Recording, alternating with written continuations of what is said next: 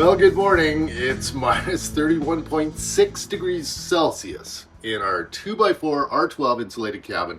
We were told a heat pump probably wouldn't work in this circumstance, but we installed a TOSO heat pump that's rated to minus 35 degrees Celsius, and it's cranking out the heat and doing a pretty good job.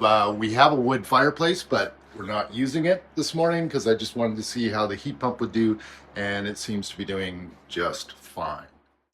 Last January 12th to 15th, the temperature plunged to minus 41 degrees Celsius, the worst cold spell I've recorded in my life.